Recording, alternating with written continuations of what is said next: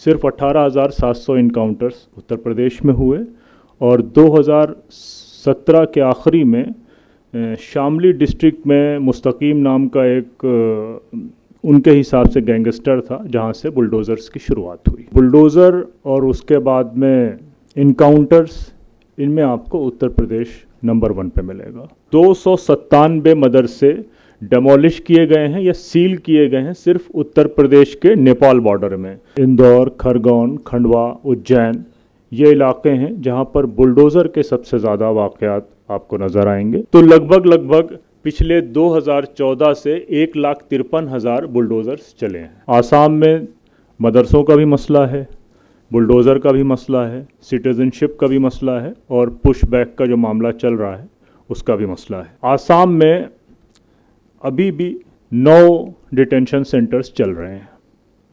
इनमें से जो सबसे बड़ा दुनिया का डिटेंशन सेंटर है वो ग्वालपाड़ा का डिटेंशन सेंटर है। कोकराझार का डिटेंशन सेंटर है, वो डिटेंशन सेंटर सिर्फ ख़वातीन के लिए है कि अगर आप जो है वो बंगाली बोलने वाले मुसलमान हैं तो बांग्लादेशी हैं, और अगर बंगाली बोलने वाले हिंदू हैं तो आप वेस्ट बंगाल के शहरी हैं। 1200 मसाजिद यूपी में सिर्फ जो है वो अंडर थ्रेट हैं, जिसमें ज़्यादातर बड़े जो डिस्प्यूट्स हैं, चाहे वो ज्ञानव्यापी का हो, संभल का हो, शाही माँ मस्जिद, ईदगाह का हो, मथुरा का। 300 से ज़ायद मस्जिदें मुकदमेबाजी में फंसी हुई हैं और उनमें क्लेम वही है, कहीं पे किसी रात में जो है रख दिए गए पत्थर, जैसे कि वो भोजशाला में हुआ धार में।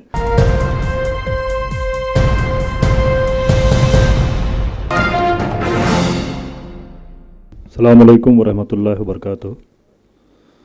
तो ये सारे ख़तरनाक किस्म के उन्वानात मेरे हिस्से में आए हैं और इनसे आपको ये अंदाज़ा भी होगा कि ये ज़ाहिर सी बात है कि ये जितने भी मदारिस पे हमले या मस्जिदों पे हमले या बुलडोज़र का चलना या लिंचिंग, ये कलेक्टिव पनिशमेंट की एक फॉर्म है जो पूरी कम्युनिटी को एक साइकोलॉजिकल फियर में मुब्तला करती है। और ये हमला अगर हम सरकारी डेटा पे जाएं तो 84 या 87 के आसपास की जो लिंचिंग है, तो 84 अफराद तो किसी दिल्ली के दंगे में तकरीबन 54 अफराद शहीद हुए या दूसरे दंगों में अफराद शहीद हुए, लेकिन ये जो कलेक्टिव फॉर्म ऑफ पनिशमेंट है ये सबसे ख़तरनाक है।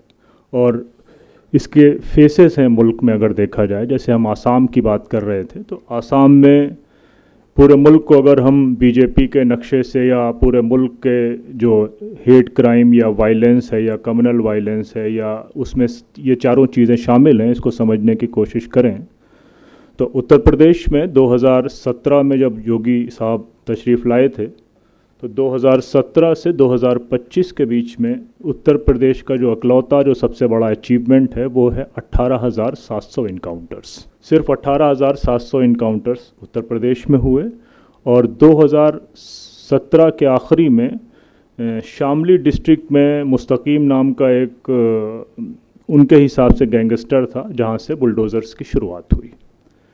तो बुलडोज़र और उसके बाद में इनकाउंटर्स, इनमें आपको उत्तर प्रदेश नंबर 1 पे मिलेगा। नंबर 2 पे जब आप जाएंगे तो फिर आपको मालवा का रीजन नज़र आएगा, जिसमें इंदौर, खरगोन, खंडवा, उज्जैन ये इलाके हैं जहां पर बुलडोज़र के सबसे ज़्यादा वाक़यात आपको नज़र आएंगे। और ये एक जगह पे ऐसे इंसिडेंट हैं कि जुलूस निकल रहा है, किसी साहब ने एलिगेशन लगाया कि जुलूस पे थूक दिया गया, तो साहब जुलूस ख़त्म होने से पहले बुलडोज़र उन थूकने वालों के घर पे पहुंच गए। बाद में उसने एतराफ़ किया, जिसने एलिगेशन लगाया था, कि मुझ पे बहुत प्रेशर डाला गया, जिसके नतीजे में मैंने ये स्टेटमेंट दिया, लेकिन बहरहाल जाने वाले का घर टूट चुका था। तो ये मसला जो है उधर का है। आसाम में हर्ष, अभी बात कर चुके थे हम, हर्ष और सईदा आपा और जवाहर सरकार, वजाहत साहब, हम लोग 4-5 दिनों के लिए जा रहे हैं। आसाम में मदरसों का भी मसला है, बुलडोज़र का भी मसला है, सिटीज़नशिप का भी मसला है और पुश बैक का जो मामला चल रहा है उसका भी मसला है। आज भी जो है वो चीफ मिनिस्टर ऑफ आसाम ने पुश बैक के ज़रिए जो लोग बॉर्डर से भेजे हैं उनके फ़ोटोग्राफ्स वगैरह शेयर किए हैं। आसाम में अभी भी 9 डिटेंशन सेंटर्स चल रहे हैं। इनमें से जो सबसे बड़ा दुनिया का डिटेंशन सेंटर है वो ग्वालपाड़ा का डिटेंशन सेंटर है, जिसके रफली लोग जो वहाँ पर काम कर रहे हैं, जो क्योंकि अंदर कोई जा नहीं सकता और डेटा गवर्नमेंट का अवेलेबल नहीं है, तो रफली ये अंदाज़ा है कि तकरीबन 4000 के आसपास लोग उस डिटेंशन सेंटर में रह रहे हैं। और जो कोकराझार का डिटेंशन सेंटर है वो डिटेंशन सेंटर सिर्फ ख़वातीन के लिए है और उसमें सिर्फ औरतें हैं। तो तकरीबन 1200 के आसपास औरतें आसाम के कोकराझार के डिटेंशन सेंटर में रह रही हैं। अब ये जो पुश बैक का सिलसिला है, अगर सिर्फ इसको हम बाकी शहरों को छोड़ दें तो सबसे नज़दीक यहाँ पर गुड़गांव है। गुड़गांव में 2 लाख बंगाली ज़बान बोलने वाले लोग रहते थे। इन बंगाली बोलने वाले सारे लोग या तो घरों में काम करते थे, या कूड़ा पिक करते थे, कचरा उठाते थे, या गाड़ियों की सफाई करते थे। यानी कि जो ग़ुलामी का तस्वुर है वो बिल्कुल उस लेवल के लोग थे। इस वक्त 10,000 से कम लोग बचे हैं।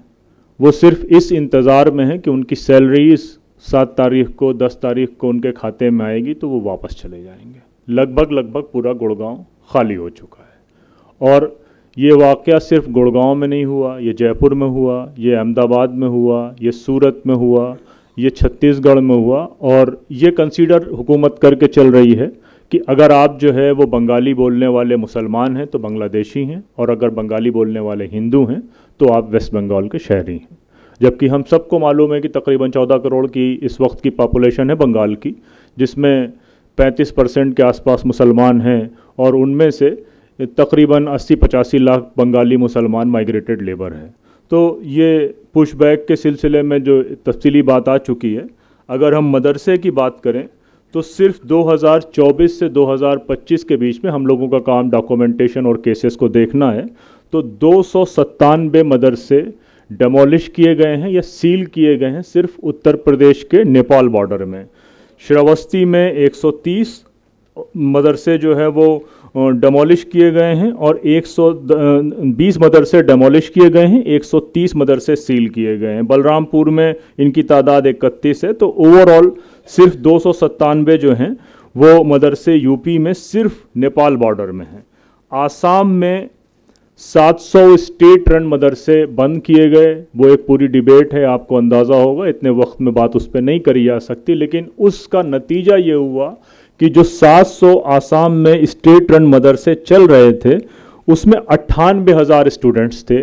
उनमें जो मेल स्टूडेंट्स थे, यानी कि जो बच्चे जो मेल थे बच्चे, वो बच्चों का तो एडमिशन सरकारी स्कूल में हो गया, लेकिन जो एनालिसिस ग्राउंड पे लोगों बताते हैं कि जो बच्चियां थीं, जो फीमेल स्टूडेंट्स थीं, वो 40% से ज़्यादा ड्रॉप आउट कर गई, क्योंकि उनके घर वालों ने परमिट नहीं किया। उनका गोल जो है वो इंटीग्रेटेड रिलीजियस स्टडीज़ जो था उसको वो लेना चाहती थी, तो वो मदरसे की एजुकेशन के अलावा स्कूल की एजुकेशन नहीं लेना चाहती थी। तो उसमें जो मेजर जो सफ़रर थी वो बच्चियाँ थीं। उसके बाद यूपी के मैंने आपको के बारे में बताया। फिर उसमें यूपी में एक जो 8,500 अनरिकॉग्नाइज मदरसों का मसला चल ही रहा है। फिर उसके अलावा जो है वो 16,000 जो उन्होंने इलाहाबाद हाई कोर्ट ने किए हुए हैं। लेकिन ओवरऑल जो है यूपी में जो 297 मदरसे जो हैं वो बंद हुए हैं, वो ज़्यादा अभी सिर्फ 3 महीने के अंदर ये मदरसे नेपाल बॉर्डर के हैं। ओवरऑल वेस्ट यूपी और ईस्ट यूपी दोनों कैलकुलेट करते हैं तो अप्रॉक्सीमेटली 400 मदरसों को इन रीसेंट 1 साल के अंदर टारगेट करके सील किया गया है, या 40% वो जगह जहाँ पे उन्होंने डेमोलिश भी किया हुआ है। अब अगर हम मस्जिद की बात करते हैं तो ये आपको अंदाज़ा है कि क्लेम तो जो है वो 35,000 का है, कि 35,000 वो जगह हैं जहाँ पर हमारे जो है मंदिर पहले हुआ करते थे। लेकिन ओवरऑल अगर देखें तो 3,000 मस्जिदें वो हैं जो लीगल थ्रेट जिनके ऊपर है। अगर उसको हम तो इलीगल कहेंगे, लेकिन उनके ऊपर जो लीगल थ्रेट है वो 3,000 मस्जिदों में से हैं।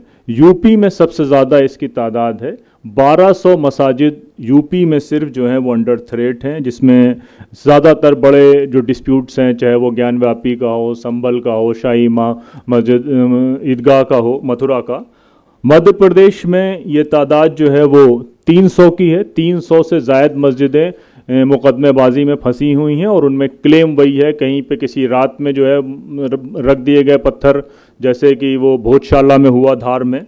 दिल्ली में 150 मस्जिदें, पिछले 6 महीनों के अंदर इनकी तादाद 50% से ज़्यादा थी। 150 मस्जिदें अंडर लीगल थ्रेट हैं।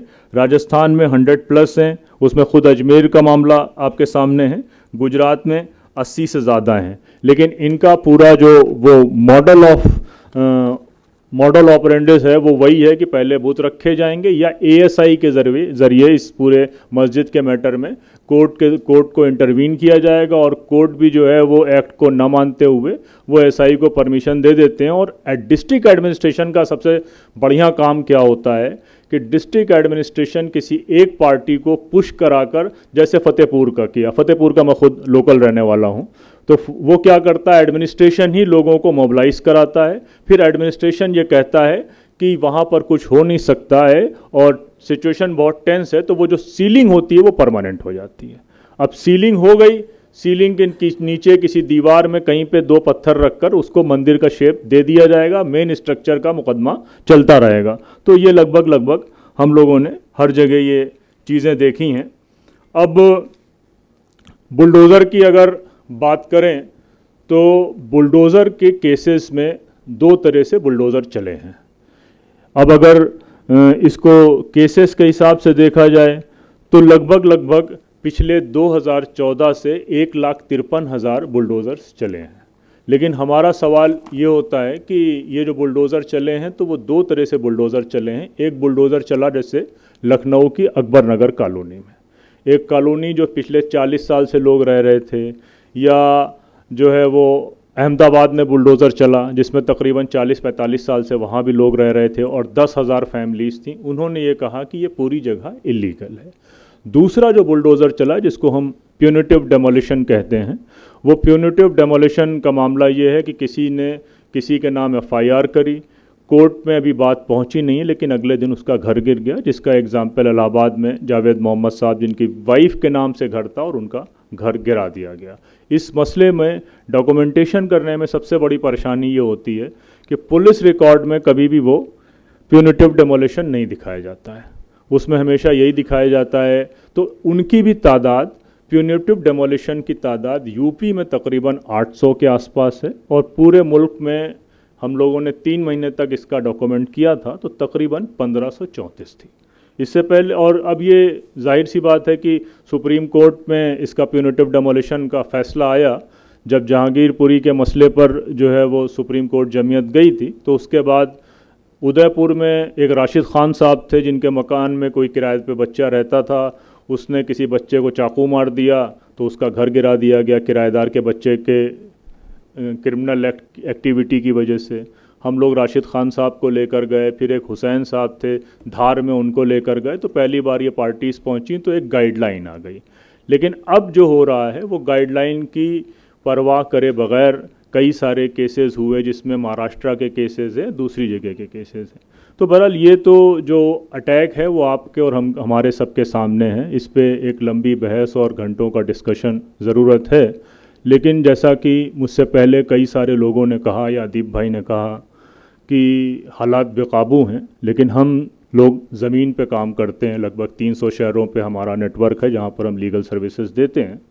तो मैं अभी भी इस पूरे मसले में मैं ये देखता हूँ कि लोग अभी भी बहुत संजीदगी के साथ छोटे शहरों में इस लड़ाई को लड़ रहे हैं, वरना ये मुल्क हमारे हाथ से निकल गया होता। एक एग्ज़ाम्पल दे के मैं अपनी जगह लूँगा। लातेहार में, जिया भाई आपको याद होगा, आपने अपनी किताब में वो तस्वीर भी डाली थी मेरी। लातेहार में एक लिंचिंग हुई, 2 लोगों को एक साथ पीपल के पेड़ में टांग दिया गया। एक की उम्र 35 साल थी, एक की उम्र 13 साल थी। 13 साल वाले बच्चे के वालिद का जब मैंने इंटरव्यू किया तो उससे मैंने पूछा कि क्या हुआ बताइए ज़रा। तो उसने कहा कि मेरे पैर में मोच आ गई थी बस से उतरते वक्त, तो मैं नहीं जा सका। मेरा काम मोहल्ले में, शहर के आसपास गांवों से जाके जानवर ख़रीदना है और वीकली जो बाज़ार लगती है हमारे कस्बे में, उसमें मैं और मेरा पार्टनर जाके जानवर बेचते थे। तो मेरे बच्चे ने मुझसे कहा कि आप मत जाइए, आपके पैर में तकलीफ़ है, मैं चला जाता हूँ। लेकिन कुछ वक्त के बाद मुझे ये एहसास हुआ कि मेरा बच्चा बहुत छोटा है, मुझे नहीं भेजना चाहिए, तो मैंने एक खाने नाश्तेदान में खाना रखा और साइकिल से उनको उस जगह पे पहुंचा जहाँ पे उस पूरे काफ़िले को आरएसएस बजरंग दल के लोगों ने रोक रखा था। और मेरे सामने वो मेरे बच्चे को पीट रहे थे। मैं चीखना चाहता था लेकिन मेरी आवाज़ नहीं निकल रही थी। ये रिकॉर्डेड स्टेटमेंट है मेरे पास। मैं बहुत कोशिश कर रहा था लेकिन मेरे सामने उन्होंने मेरे बच्चे को मारा और पीपल के पेड़ में टांग दिया। कम्युनिटी के, मुस्लिम कम्युनिटी के एक वकील को, क्योंकि इन दोनों की हैसियत नहीं थी, मोहल्ले के लोगों ने, गांव के लोगों ने, बालूमठ नाम के एक बहुत छोटी जगह है, चंदा किया और चंदा करने के बाद 2 लाख रुपए एक कम्युनिटी के वकील को दिया। वकील साहब ने केस कंप्रोमाइज़ करा दिया और उन 8 लोगों की बेल हो गई। अब सब जगह डिसअपॉइंटमेंट था। तो जब मैं पहुंचा तो ये सारी चीज़ें चल रही थी। तो मुझे बताया कि कल या परसों एक नौजवान वकील है जिसका नाम अब्दुस्सलाम है, वो अब्दुस्सलाम साहब आए थे बालूमठ से और उन्होंने कहा कि अब तो तुम भी उम्मीद खो चुके हो तो पेपर मुझे दे दो। वो तकरीबन ये 4 साल पहले का वाक़या है। 28 साल की उम्र का वो नौजवान रहा होगा। तो वो पेपर लेके चले गए हैं। मैं अब्दुस्सलाम से मिलने गया तो अब्दुस्सलाम से मैंने कहा, यार कि जो दूसरी पार्टी का वकील आता है वो 50,000 रुपये पर हियरिंग लेता है, मर्सिडीज से आता है, बड़ा वकील है रांची का, तुम उसके सामने कहीं टिकने वाले नहीं हो, तो तुम क्यों बिला वजह ज़बरदस्ती पेपर लेके बैठे हो? तो अब्दुस्सलाम ने मुझसे बात कही कि नदीम भाई, इस तरह के केसेस को जीतने के लिए बहुत ज़्यादा पढ़ा लिखा होने की ज़रूरत नहीं है। असल चीज़ है कि मेरे अंदर कितना हौसला और जुनून है इस आदमी को इंसाफ दिलाने का। 1.5 साल के अंदर उसी इनएक्सपीरियंस लॉयर ने 8 लोगों को जो ज़मानत में बाहर आ गए थे उम्र कैद की सज़ा दिलाई। अलीमुद्दीन को चौराहे पे मार दिया गया रामगढ़ में। अलीमुद्दीन को जिन लोगों ने मारा था उनकी ज़मानत हुई। उन ज़मानत मिलने वालों को जयंत सिन्हा जो मिनिस्टर थे, यूनियन मिनिस्टर, उन्होंने माला पहना के स्वागत किया। एक वकील था राजू हेम्ब्रो, जिसको हम कोऑर्डिनेट करते थे और कॉलिन गोंसाल्विस कोऑर्डिनेट करते थे। राजू हेम्ब्रो एक आदिवासी वकील थे। उन्होंने बग़ैर किसी पैसे के उन जितने लोगों को माला पहनाई गई थी उन सब को उम्र कैद की सज़ा कराई। लेकिन जब उन्होंने उम्र कैद की सज़ा कराई तो 10,000 लोगों की भीड़ ने उस पूरे कचहरी के कंपाउंड को घेर रखा था। राजू हेम्ब्रो दीवाल फांद के कोर्ट से बाहर आए, आज तक दोबारा अपने शहर में वापस नहीं जा सके। उनकी पूरी प्रैक्टिस ख़त्म हो गई। ज़ाती मकान था, रांची में किराए लेके लड़ रहे हैं। मैंने राजू से पूछा कि तुम्हें कभी रिग्रेट होता है कि तुम अगर अलीमुद्दीन का केस नहीं लड़ रहे थे तो ठीक ठाक तुम्हारी प्रैक्टिस चल रही थी, अपना मकान था? तो उन्होंने कहा, नहीं, मुझे कभी नहीं रिग्रेट होता। अगर मैं ये केस लेके छोड़ देता तो शायद मुझे रिग्रेट होता। तो ये जो हमारी तमाम कॉन्फ्रेंसेस हैं, तमाम चीज़ें हैं जिसमें हम अक्सर मायूस भी हो जाते हैं, तो हकीकत ये है कि इन छोटे शहरों में ये अब्दुस्सलाम और राजू हेम्ब्रो जैसे लोग इंसाफ की इस लड़ाई को ज़िंदा किए हैं। बहुत शुक्रिया।